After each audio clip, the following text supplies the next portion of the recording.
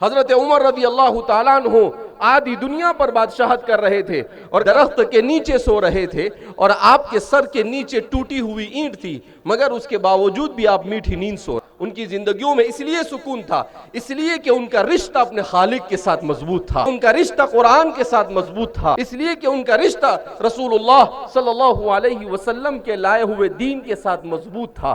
तो सारी फैसिलिटी न होने के बावजूद भी वो लोग बेहतरीन जिंदगी गुजार कर चले गए और हमारे पास तमाम फैसिलिटियां होने के बावजूद भी न हमें नींद आती है। ये सब इसलिए कि इंसान ने अपने मकसद हयात, अपने खालिक से अपने रिश्ते को मजबूत करने के बजाय कमजोर कर दिया, तो खालिक ने भी उसे दवाओं के हवाले कर दिया कि जा डॉक्टरों के पास जा, वहीं पर चक्कर काटता रहे और अपने मसाइल को सुलझाने की कोशिश कर, मगर कभी तेरे मसाइल सुलझ सकते नहीं है।